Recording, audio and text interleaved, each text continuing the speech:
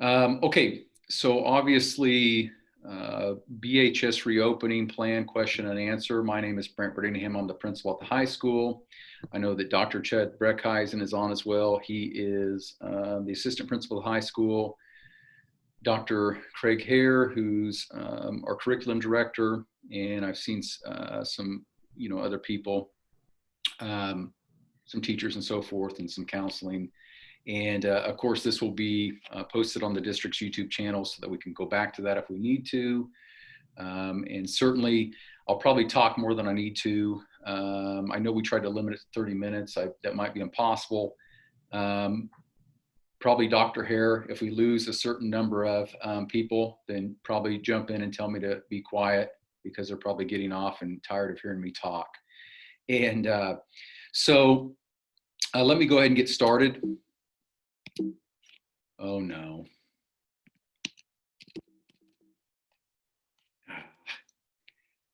I can't hit the return key and move on to my next slide. Try the arrow key. Well, I wish I could show you the arrow key. I am missing the arrow key that I currently need right now.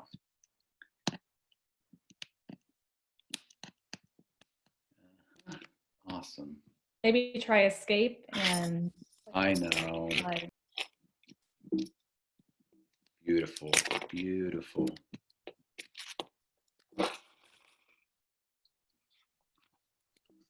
Can you give Dr. Hare the host for a minute and let her control it, or how does that work? Yeah, let's do that. Sorry, we're off to a fabulous start.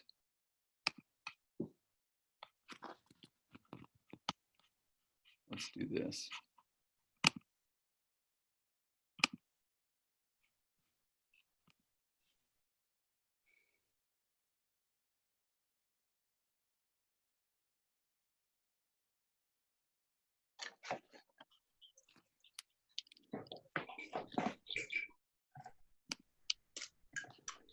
Brant, are you sending me the presentation? Just sent it to you. Okay. Sorry, I apologize. Obviously, it was working, the return key, and then obviously it won't allow me to do that. So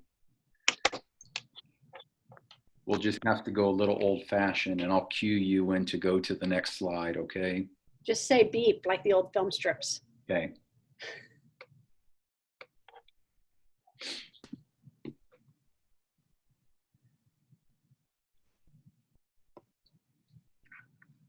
Hang on just 1 second. Of course, this is on par with currently what we're dealing with. Nothing ever seems to come easy right now, so. Okay.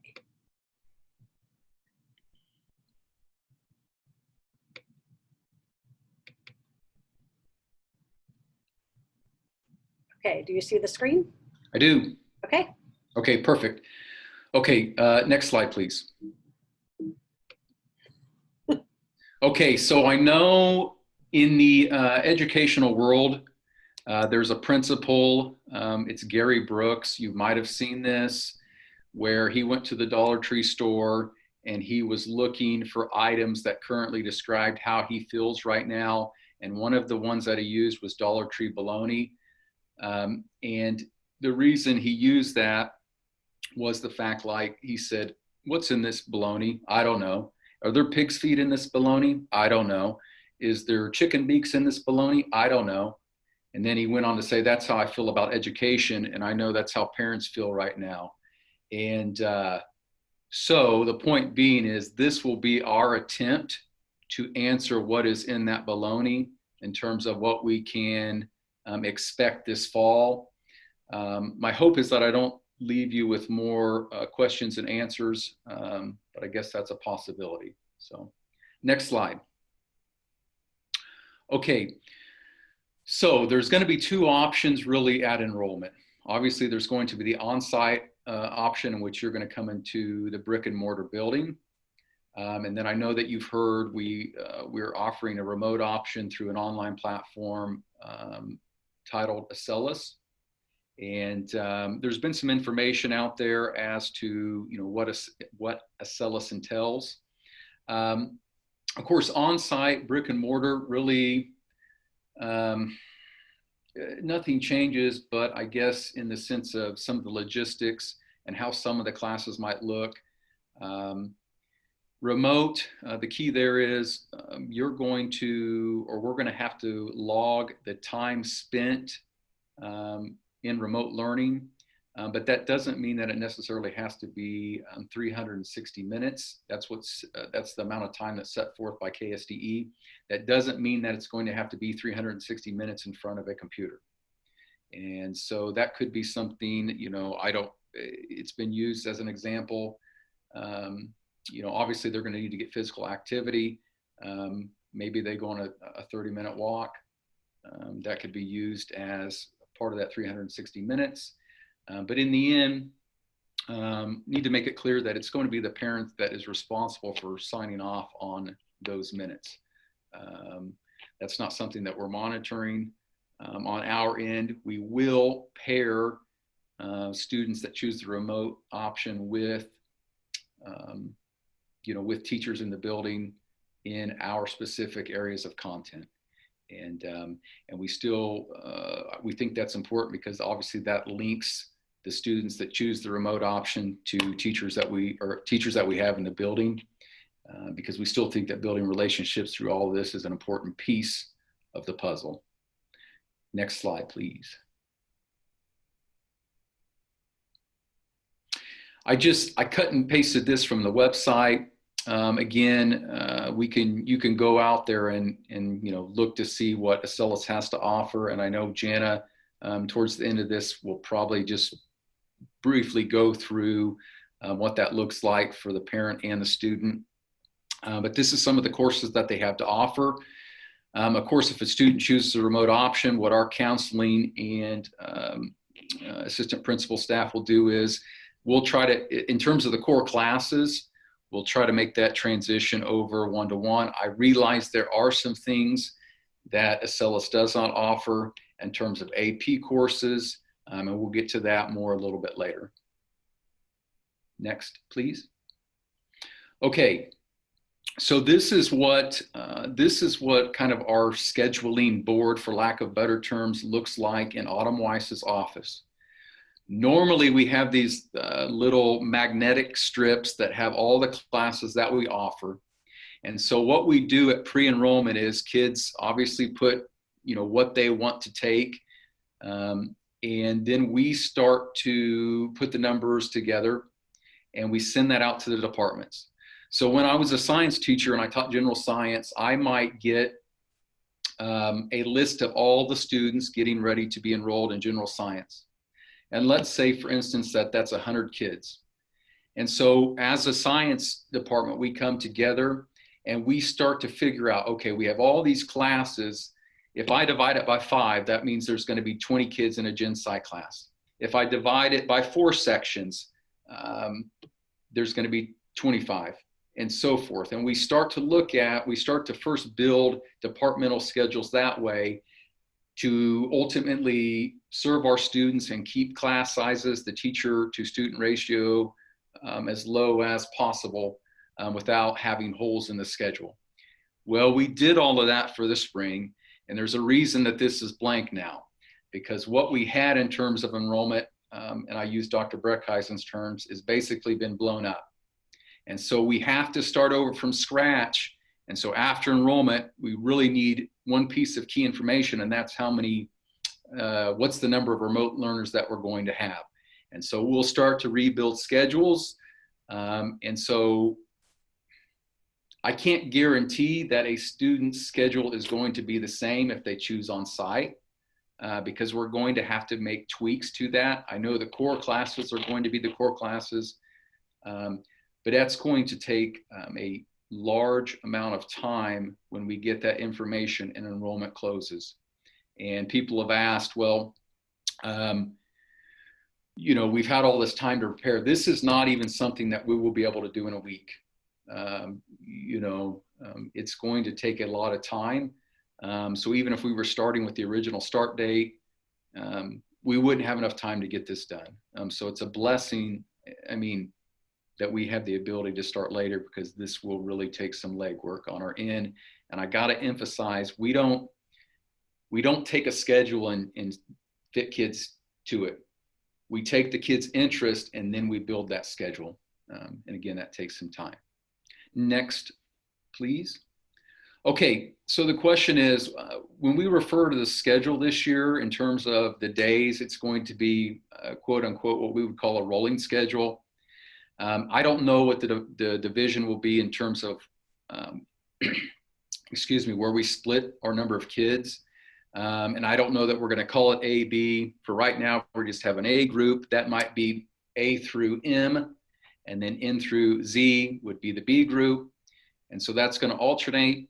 In the event that maybe it's November, we have a snow day, or we have a day where the wind chill factor is extremely cold, I don't know. You can see how that would change the week schedule. And the reason that we felt like that would be best is that ensures, without something drastic happening, that ensures that the number of student contact days in the building for our on-site learners remains the same. Next, please. So how might on-site instruction look for students? Okay, so on this graph, there's obviously the week, and we've divided it into the A and B.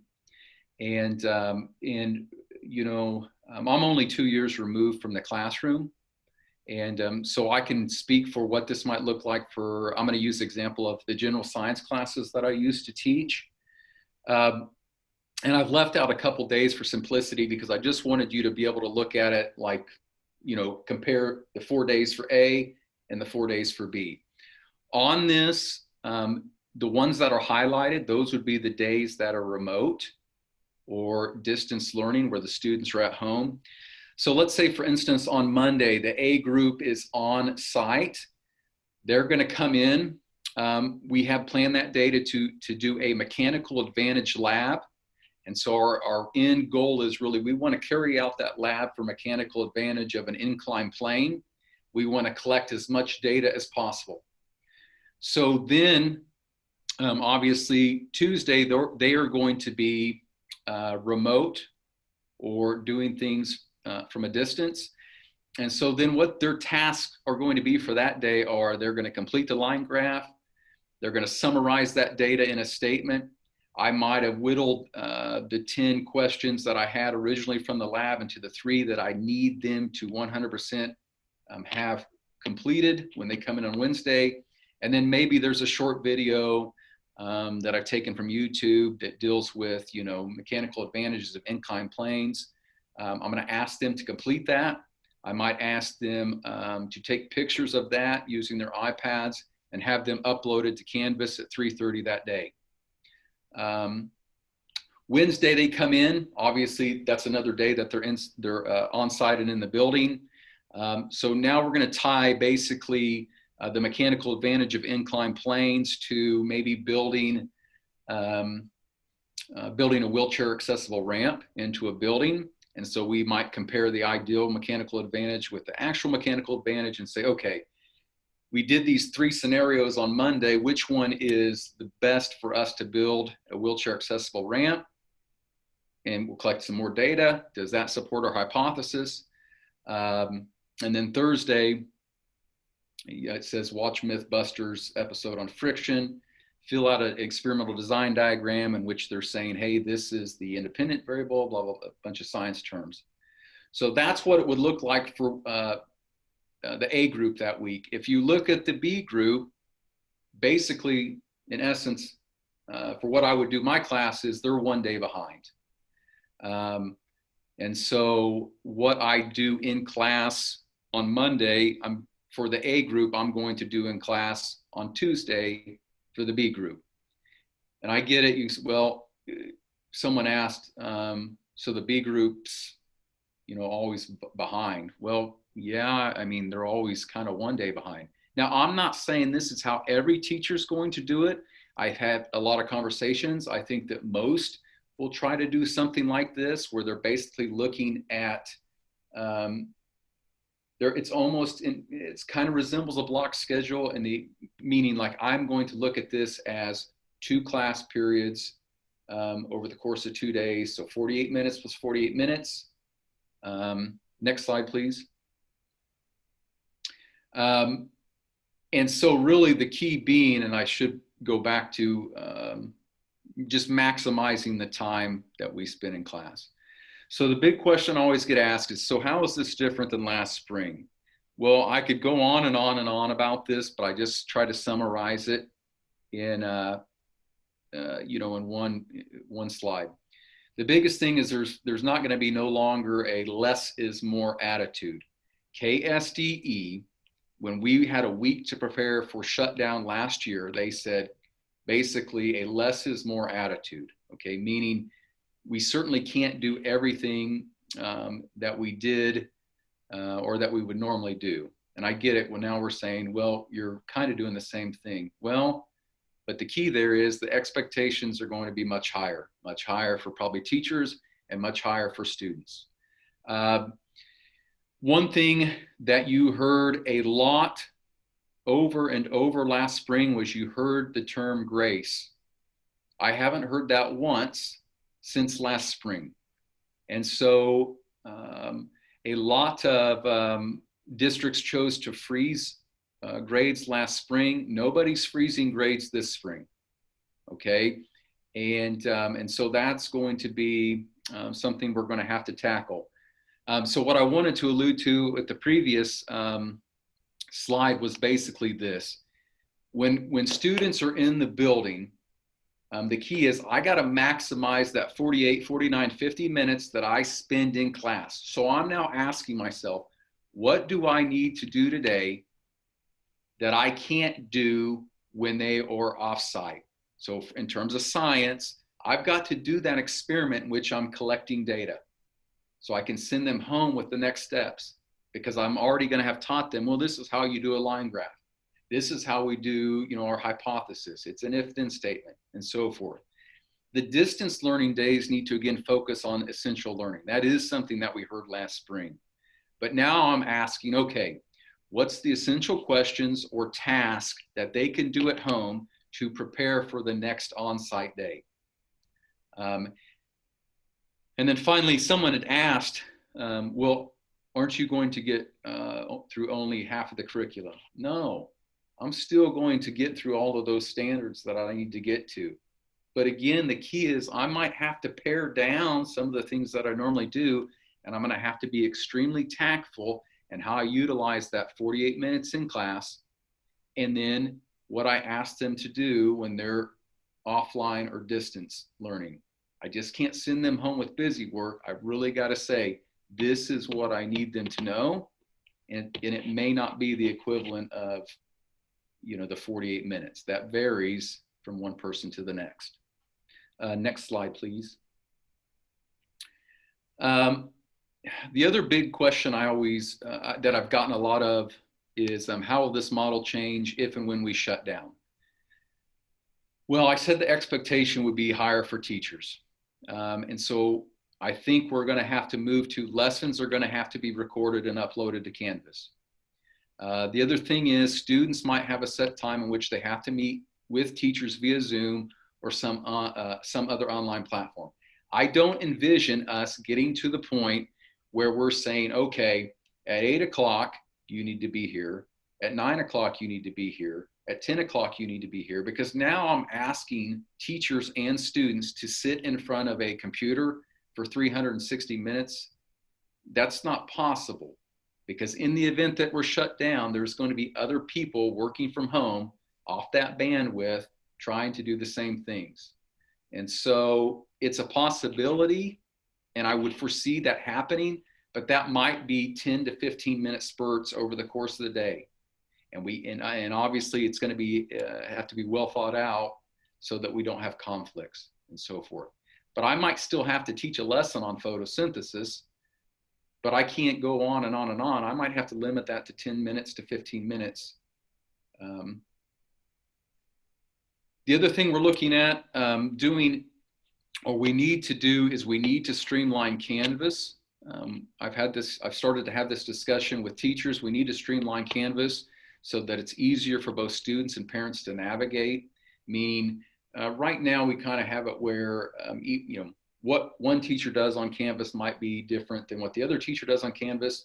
This still might be the case, but in terms of where you might find information, that needs to be the same. Expectations will be higher for everyone. We could have a whole nother Zoom about whether this is good, bad, or indifferent. I'll touch a little bit more on it probably later. Just because we have higher expectations doesn't mean that all kids are going to be able to meet those. I can tell you now, with higher expectations will also become a greater sense of failure for some of our kids. Our problems last spring are still our problems now, and that is basically creating equity when really what we do when we get shut down probably just widens the gap. But that's something we're constantly in conversation with so that we can meet the needs of all kids. Next slide, please.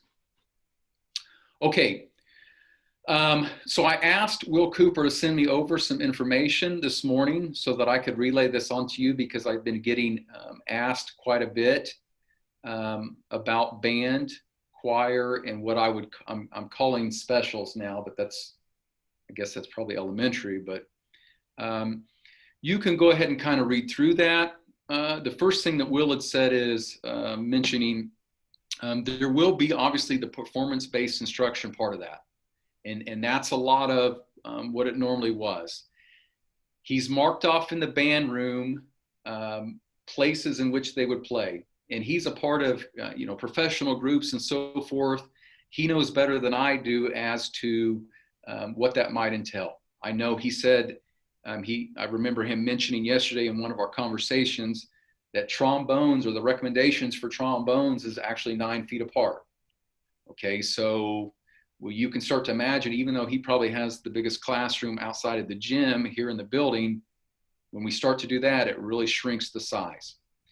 The other part of that is a non-performance based aspect of the curriculum that maybe hadn't been a part of it previously. It says this component will follow the NAFME music standards, addressing, responding, creating, connecting to music more than the music performance standards. Okay.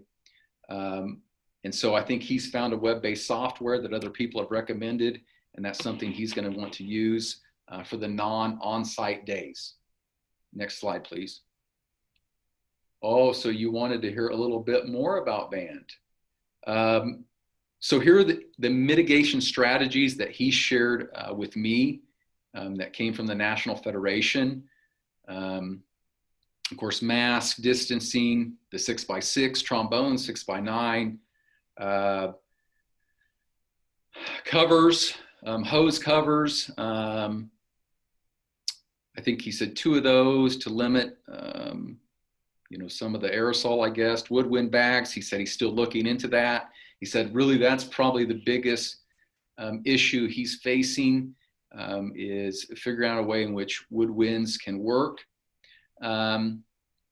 They did talk at the board meeting the other day about what they might be able to do with the HVAC and so forth. So I know that's something we're still looking at. Smaller group rehearsals, air ventilation between classes. Obviously the rehearsals have to be shorter. We can't maximize the full 48 minutes if we happen to be in the building. Split valves emptied into puppy pads. And obviously we will encourage him, if they have the ability to go outside, and use, the field that we have just north of here. If the weather's nice, it's not too humid. But he knows best on that. He and I are in communication on that. And obviously he'll adhere to guidelines and make it as safe as possible for students to have some sense of normalcy in the band room. Next, please. What might the choral arts look like? Our new music teacher, Rachel Naughton, On the next slide, there's a performing arts aerosol study that I've linked some of the guidelines to, or I've cut and pasted some of those guidelines. She's in a similar boat as Will Cooper. She is a part of professional organizations. She's constantly in contact with other colleagues, other choral arts directors as to what is best practice. Next slide, please, Jenna. These are some of the things that she shared with me this morning from that performance arts aerosol study that she linked.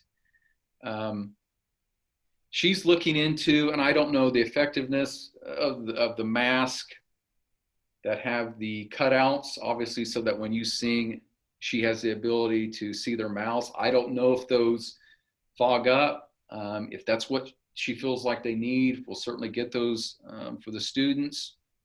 Of course, same thing. The CDC guidelines are really the same for this, 6 by 6. Of course, indoor rehearsal should last 30 minutes, followed by a clearing of the room for 20 minutes for HVAC to change air and so forth. We'll be looking into that with Chuck, our maintenance director. But those are just some of the things that she had listed, and she's taking all of these things into account. Again, the end goal was to reduce the population so that we can have some sense of normalcy and kids can come into the choral arts room and have the ability to sing. I would imagine it will be similar to what Mr. Cooper said. There will be some days in which they sing, and there might be, I don't know, I always got this from Dr. Breckheisen, unfortunately, there might be days when it's music theory. I don't know. And so, but they are on top of this and are constantly, the plan is evolving for keeping students safe. Next, please. Okay, something else that keeps getting brought up, dual credit.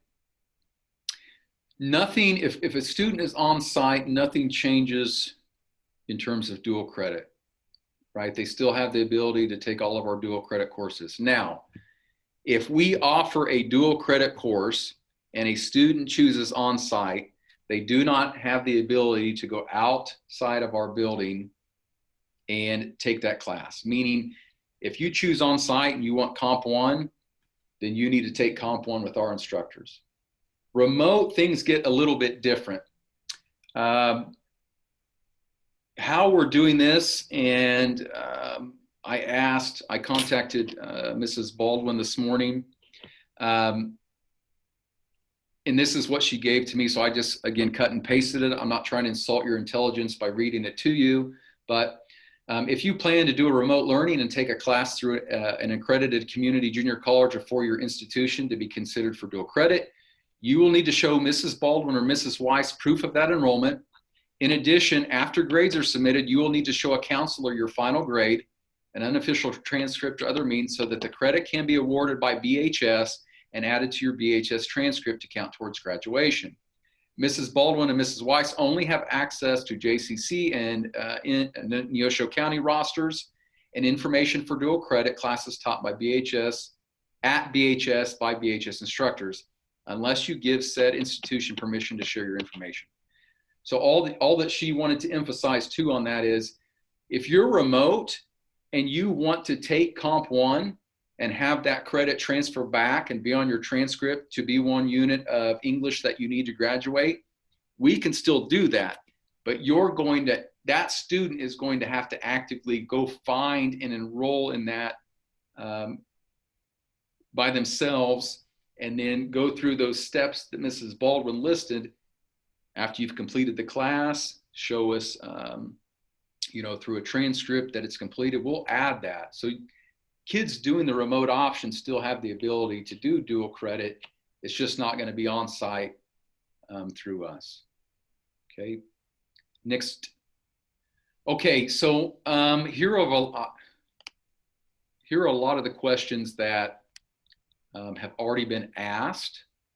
And so do the on-site kids work remotely through Acellus on the 2 or 3 days each week they are not in the building? No, they are doing, the difference is our on-site kids are doing our curriculum through whatever the teacher decides. as per the standards set forth by, the state. So it's not like they have days off. They're still going to be asked to do things. The remote kids are working through the online platform, Miscellaneous. 2, what's the plan for on-site electives that aren't easily done with masks? We talked a little bit about, we've obviously talked a little bit about band and choir. PE was mentioned. PE will be a little bit like this summer. Weightlifting will be a little bit like this summer.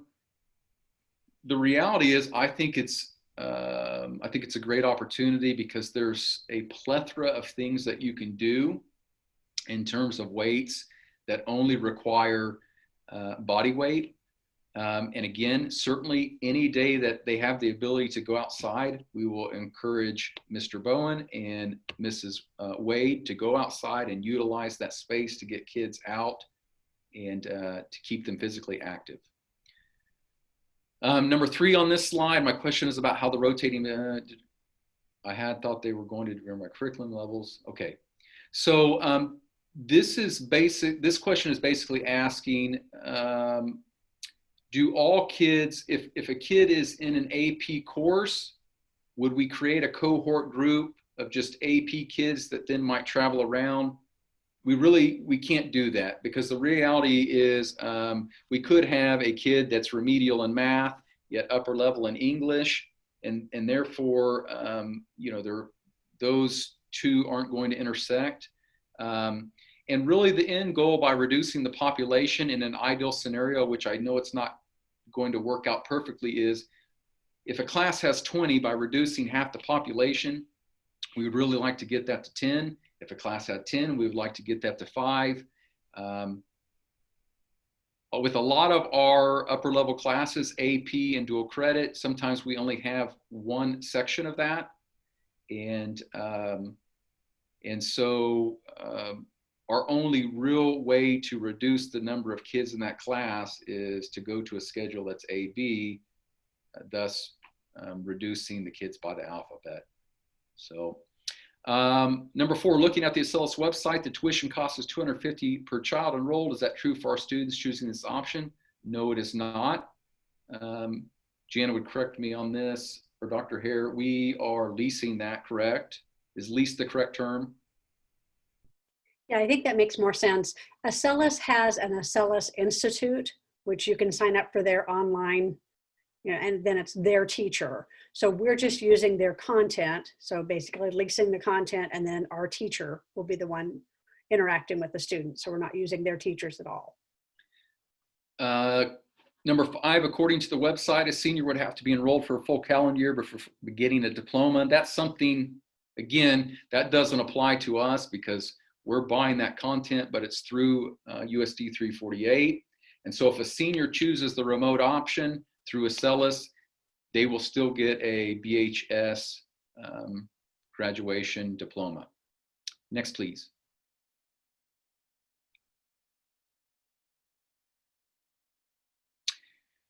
Number 1 on this slide, yes, if you're a remote learner, I mean, anybody in BHS will have access to their iPad. Doesn't matter, remote, on-site, they have the ability to take that with them. Do they have the online during the typical school day, or can they set their own hours if they choose to have a job? Parents, that's your call. In the end, all that I'm really going to need, what I need from you is making sure that they're logging 360 minutes a day and that they're checking in with one of the teachers, one of the remote teachers. I mean, I think those are really the 2 things that we're going to need. I would advise it, but again, that's not a choice that I make for your student. Clubs like Student Council, NHS, will they play out? Will there be Stuco? Yes. I don't know what they'll look like, but we have, we'll still have NHS. We'll do our best to have clubs. My guess is they might have to meet outside of the school day. Will there be Stuco? Yes. We're working on our Stuco sponsors right now. And so obviously though all of those things address the social emotional piece for our students, they're important to our students, and they affect our culture in a positive way. So yes, we want to keep those things. Number 4, my student is enrolled in band, choir, and AP Lit. I do not see these courses as part of the online Acellus learning option. I also don't think I see the AP government course either. How would this work? Is it possible for him to enroll in the online program but come to school for on-site learning? The answer is yes and no. Because band and choir are co-curricular and CASHA sponsored activities or competitions, and this isn't set in stone. I need to preface this, but I think this is the direction the board will go. If you choose a remote option, you will have the option to come in for band and choir. Unfortunately, what stinks is then we have to draw the line somewhere. I don't think students will be able to then come in for those AP courses.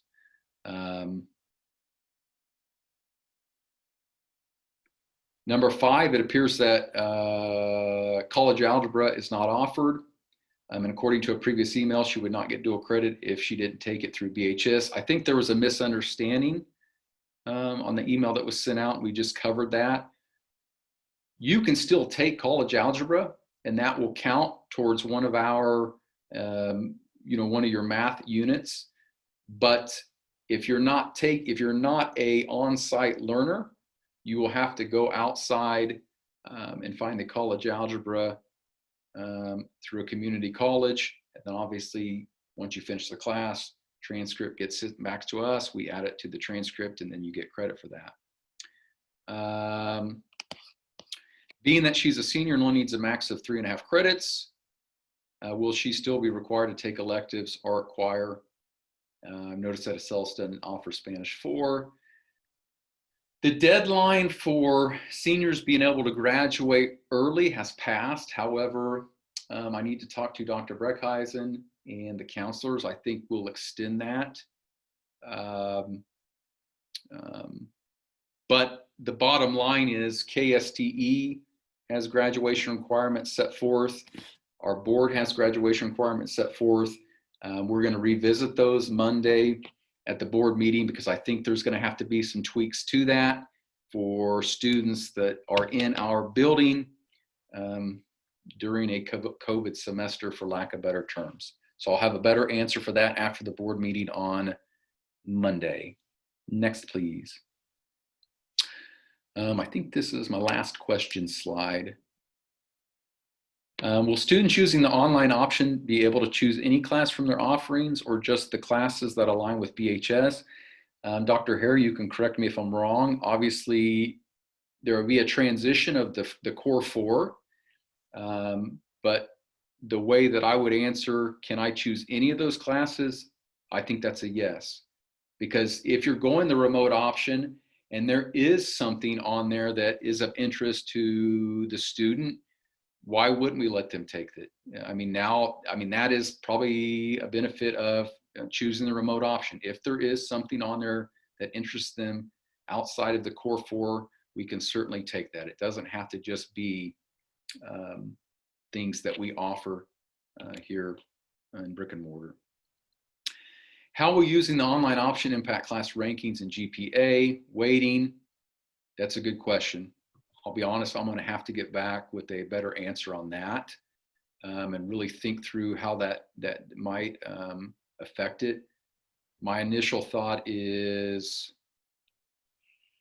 well, I don't know. I don't even want to tackle that one right now. So I will get back with an answer.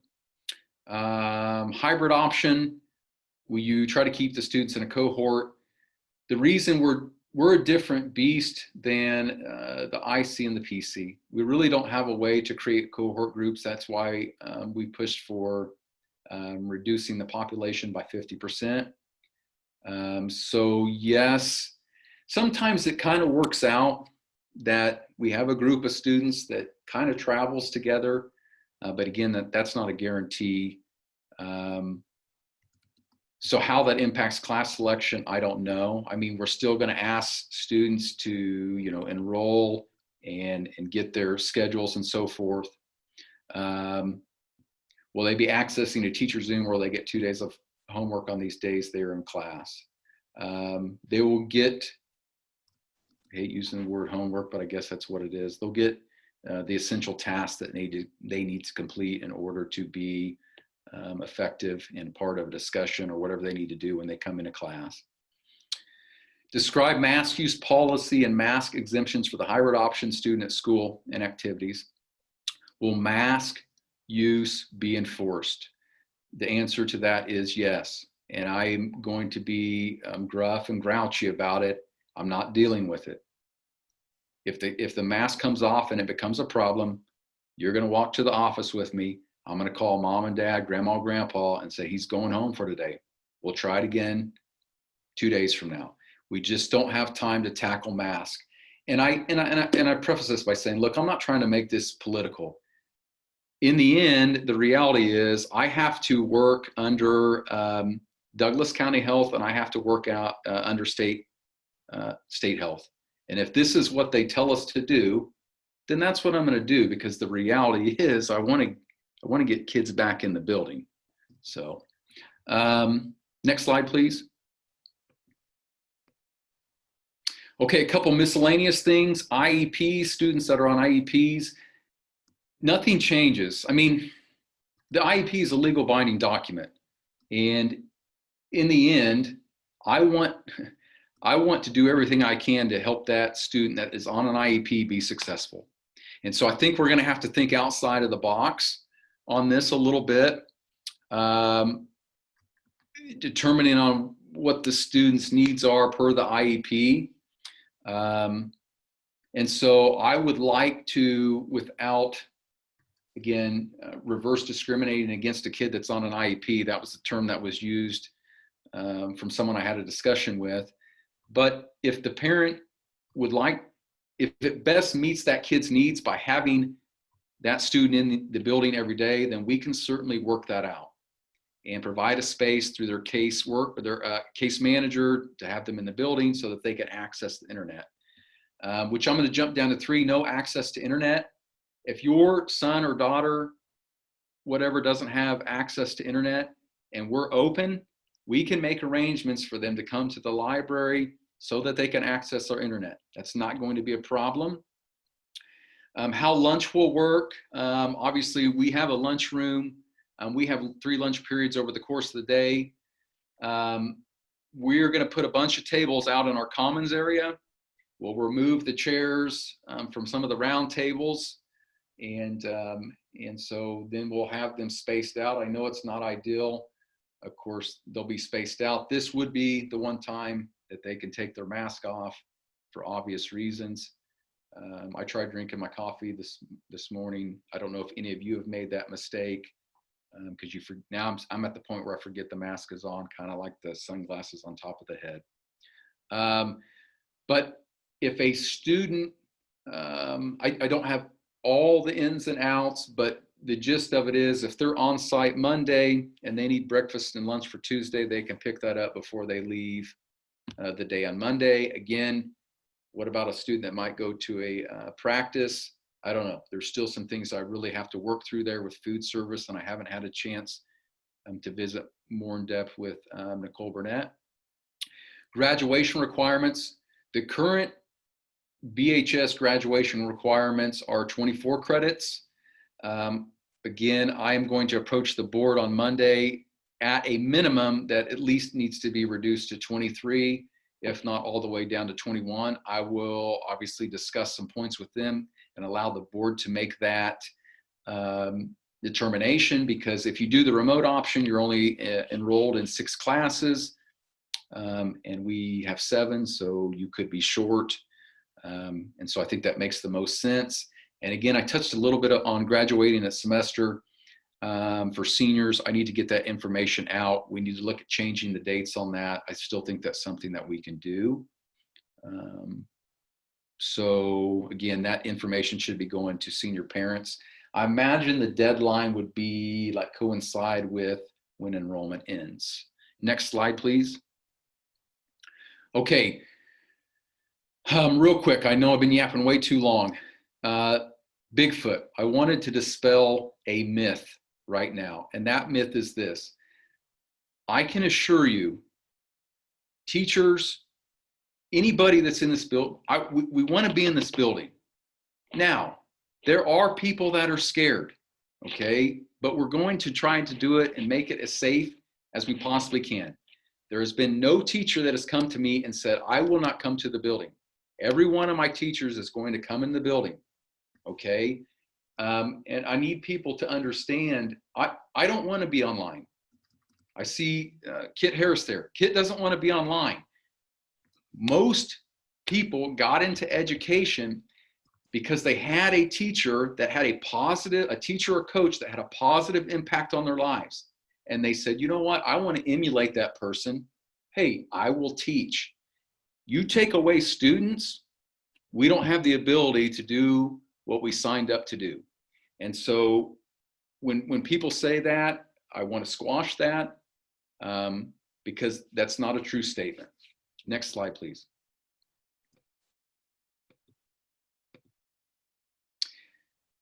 Life is beautiful and brings many of opportunities if we see with the right perspective. I'll be honest, this stinks. Again, it goes back to what I just said. I didn't sign up to be a virtual principal. I like having kids in the building. I like interacting with your son or daughter. I like to be able to have the ability to laugh with them and influence them to make positive decisions. The reality is, all of this, if we partner up and we have the right opportunity or the right mindset, it's a beautiful opportunity. Because if you're on site, then I have the ability to do the things that I got into education to do.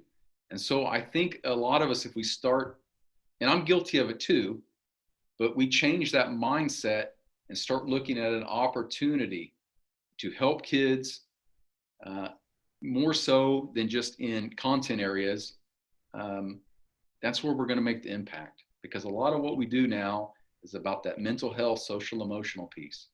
And I can't help your kids if they're not in the building. Next slide, please. I know most of you have seen the movie Pay It Forward. And I just want to reiterate that. All of what I do, or all of what we do in this building, is with a pay it forward mentality. Again, I got into education, not to beat a dead horse, so that I could pay it forward. I have 4 students or 4 children in this district. And the reason I want your kid in the building so that I can help them. And so that in the future, the conversations that I want to have with your kid, your student, and to get them through this difficult time. It's not the easy road, but I can help them. The staff can help them. Counseling can help them. Doctor, we can all help them so that when my kids are in the same position your kids are 10 years from now, I've paid it forward so that somebody helps them and has a positive impact. And basically, you've heard the term, embraces the grind. Life's a grind. This isn't easy, but we can get through this together. Last slide, please. So I use the hashtag Baldwin Bill because, again, all of this and all of what we do is we're in this community together. This is our building, our opportunity. But in the end, what do we want to do? We want to build students that are Baldwin built, that have this certain mentality, that when they are faced with adversity, that they have the ability to look back on this and take certain parts of it and apply it to the current situation when they're since gone and left us, and be able to be successful. That's what Baldwin Build is. I know this is not ideal, but I promise you, if we all work together and we start to change that mentality and embrace it, then we can certainly instill those characteristics in kids. And I'm not talking about the fact that I taught biology and photosynthesis and all of those things. I'm talking about resiliency. I'm talking about determination. I'm talking about grit. compassion, empathy, all of those things, because that's really what we're trying to do and why we're in education. So, Jana, Dr. Hare, what questions do we have maybe in chat that were unanswered? There's one in here from Leanne. Okay. Dual credits. Dual credit email that was sent out. AP US history was not listed as being available through BHS. Is that going to be available? The dual credit email that was sent out, AP US history was not. Dr. Breckheisen, do you have an answer on that?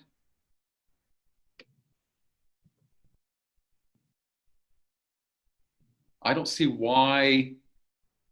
I would have to check on that, Leanne. I can get back to you. I don't see why.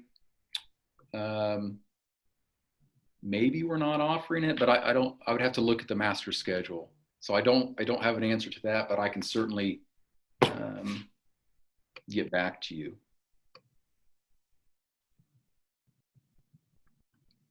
Anything else? And I guess I'll end. I need to preface it by saying this is where we're currently at. I hope that we just continue to build on this and we don't take any steps backward. But the situation, everybody knows it's pretty fluid, and things could change. But fingers crossed, they don't change. And like I said, we continue to build on this and hammer out our reopening plan. So, Mr. Brittingham? yes. Yeah, Coach Martin was going to teach AP US history second hour on our old master schedule. So Okay. If the numbers are still there, we definitely will be offering that on site. Okay. AP US history, it appears, is also an option on Acellus. So that would be an option in both places. So. Any ideas when we might know schedules? No, I don't know, because that is going to take the largest amount of time. I cannot, until I know the number of remote learners, I need that piece of information, and then we'll start working from there. Because obviously there's probably some sliding scale out there that I'm unaware of, that some mathematician could put together, meaning if I have 20 remote learners for simplicity, then I'm probably devoting at least 1 hour in each of our core areas. If I have 40, now that may be 2 hours, 63, 84, and you can get the picture. And until we have that information, we won't be able to build that master schedule. And I think the other piece we're going to have to look at of these remote learners is are they coming from, certain classes? For instance, if they're all coming from concepts of geometry, well, then obviously we want to take that concepts geometry teacher and devote however many hours we need to concepts of geometry and so forth. And so there's a lot of information that we're going to need. It's not as simple. I could get Dr. Breckheisen and Autumn Weiss talking about it, but then my head hurts and there's not enough coffee for me to drink to put that headache away. So open lunch option, currently no. We've had that in the past. I just hate, we really want to get away from, obviously just kids having the ability to come and go. And I know a lot of places have it, and I think, I'll say it again, I think it's all good and well until we have that accident or something where someone's trying to boogie to Lawrence and get back, and we have a tragedy. So I don't know. That's something certainly we could revisit, but I don't see that happening this fall.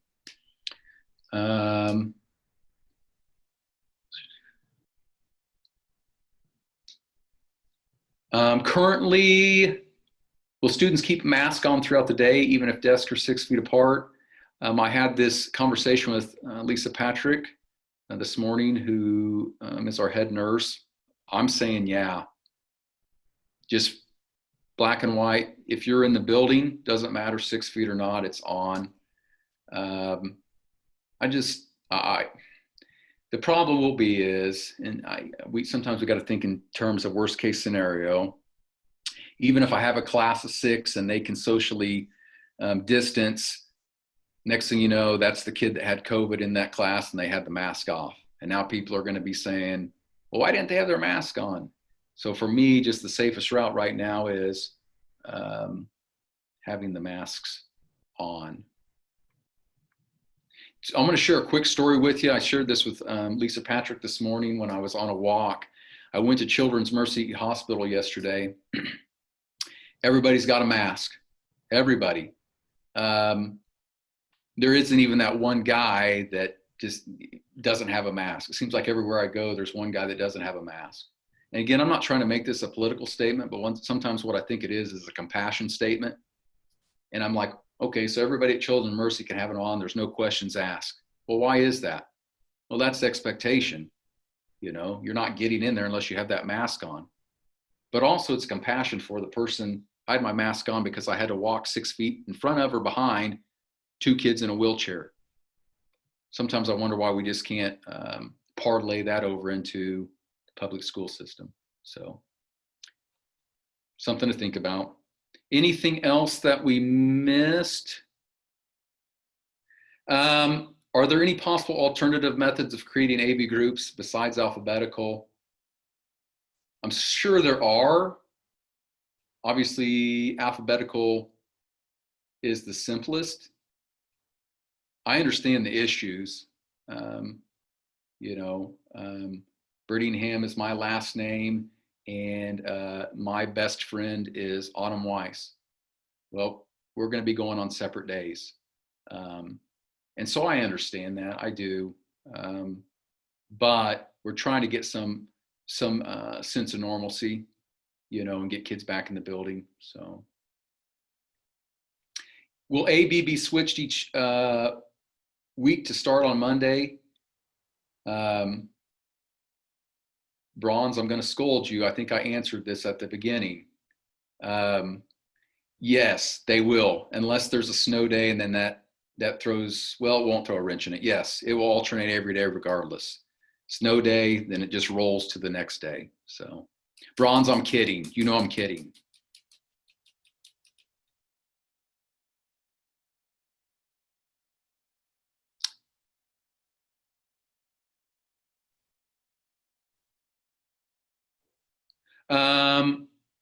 One more, if a student enrolls for fall semester through Acellus and then enrolls for on-site in the spring, how does that work with credits? So through Acellus, at the minimum, you're going to have to get 3 units, right? Is that right, Dr. Breckheisen? Now, the beauty in Acellus is if you finish those 3 units, you could move on to something additional. And really, that's what the state would want you to do so that you meet the 360 minutes per day requirement. But again, that's where we would approach the board on Monday and look for I would say at least 1 unit in reduction of credits. So going from 24 to 23, because any student that chooses a remote option will at least,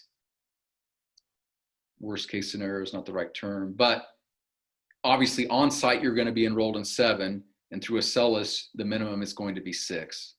And so I hope that makes sense. So that's a little bit in terms of credits. I mean, they'll have less opportunity, but that's something we'll look to mitigate by approaching the board and asking them to change the minimum requirement. So I hope that makes sense. But if they came back on site, then they would be required to take a full load here. Correct. Correct. Yes. Yeah.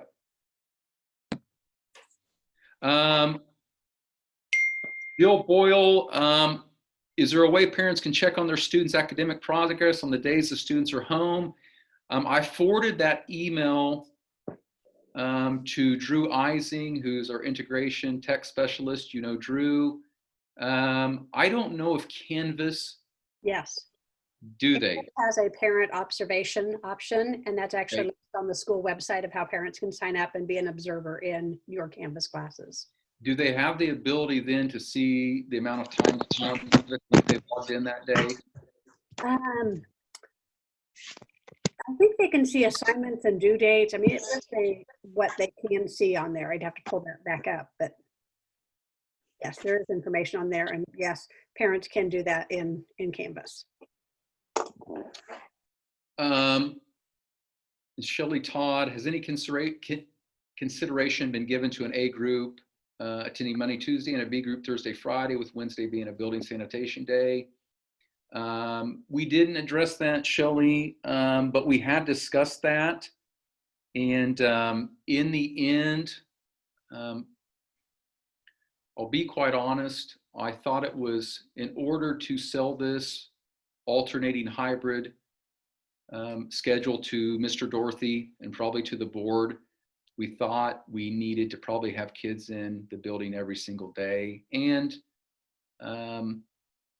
really, quite frankly, that's just one more day we get the kids in, albeit meaning, you know, in the event everything's safe and so forth. And so I think that was our reasoning behind that, just having more in-person contact with those students. But we did discuss that, but decided to go away with it for those reasons.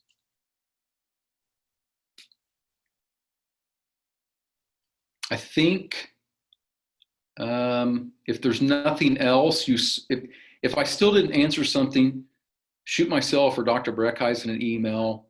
I haven't responded to a few people in hopes that I could kill a couple birds with one stone by just answering everything here today. But certainly send me an email, and I will answer any questions that you might still have. Other than that, thank you for coming on and listening to me yap for an hour. In the end, I can't emphasize enough. It's a wonderful opportunity for our staff administration to partner with you to help your student through this time. And I can't, more than anything, if we just built kids that had the ability to take this head on and grind it out and help each other, that would be beautiful. So thank you.